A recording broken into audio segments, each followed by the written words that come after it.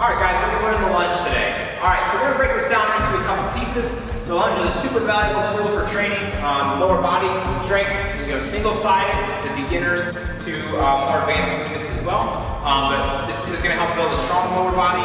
It's also gonna teach a lot of principles about good movement. So the first thing that we're going to do is we're just gonna go ahead for a basic lunge. All I want you to do is take a big step out, touch your back knee to the ground, and stand back up. So let's go ahead and let's get 3 each side, so that's 6 total. Nice, just take a big step out, touch the back knee to the ground, and back.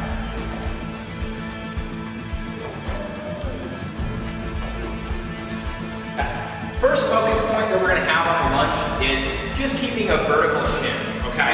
So, excuse me, this vertical shin, what it's doing is making sure that we're not overloading the knee. So if you've ever experienced any knee pain during squatting or lunging or walking upstairs, it's usually because the knee translates forward, okay? And this is happening because of a shear force. The knee is supposed to be a hinge joint that goes, where the femur rotates around it as opposed to moving forward and pushing past it. So what we're going to do is we're going to go ahead, we're going to go for 6 more, 3 each side, just focusing on the shin straight up and down.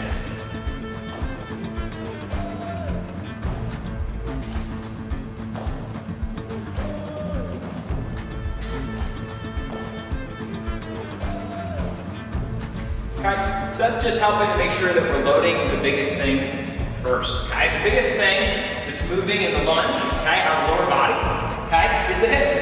Okay, and what we should be doing is forcing all of our energies towards getting the muscles that move this joint, get them loaded first, okay?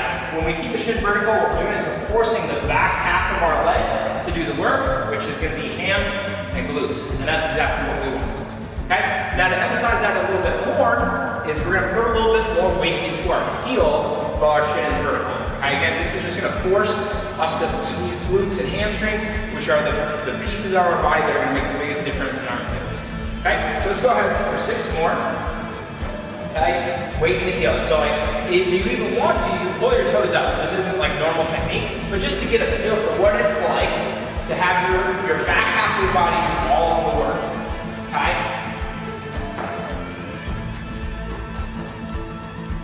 Okay, weight in the heel. Okay? Okay, once we have those 6 done, what we're going to focus on next is an appropriate rotation, right? So we have 3 rules for moving. We get braced before we start moving, we load the biggest thing first, and we create an appropriate rotation, right? So we're braced before we start lunging. We load the biggest thing first by keeping the shin vertical and putting weight in the heel, okay? And then the third piece is creating an appropriate rotation. So anytime that our hip is in flexion, okay? So our knee goes in front of our torso, okay? We're going to create external rotation. Okay? And that's happening at the hip, right? So if it goes into flexion, we're going to create external rotation. Okay? If my foot was not planted in the ground, let's say my foot was on a saucer, external rotation would be if my toes started to turn out to the side. Okay? Our foot is planted in the ground, so it's not going to rotate, but I'm still creating that same rotation from my hip. Okay? So now I'm going to face towards you so you guys can see. Okay? So this is the lunge we've been doing. Okay? Our shin is straight up and down when you do from the side and also from the front. Okay? Now when we add an external rotation, that foot sets down, it's planted. Now we're creating external rotation from the hip. And all of a sudden that knee pushes out to the side a little bit. And if you view it from this side, you'll still see that the shin is vertical. Okay? But the difference is when you view from the front, that knee travels out to the side a little bit. And it's happening because my hip is creating tension. Okay, so let's go ahead, let's go for 6 total. It's 3 each side. Set the foot down, toes still pointing straight forward. Externally rotate from the hip. And down to the floor. Stand it up. 2, 3, 4, 5, and there's 6. Awesome.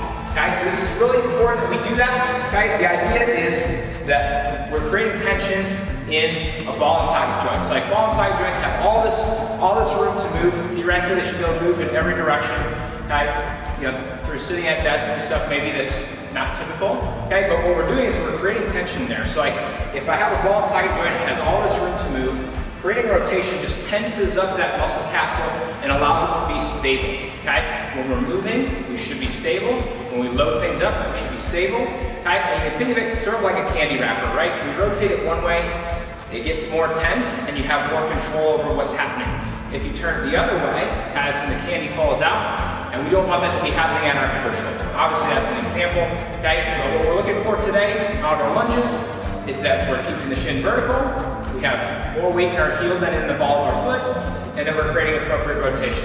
After that is all specific to each workout, the rep scheme, weights being used. But anyways, that's our lunge.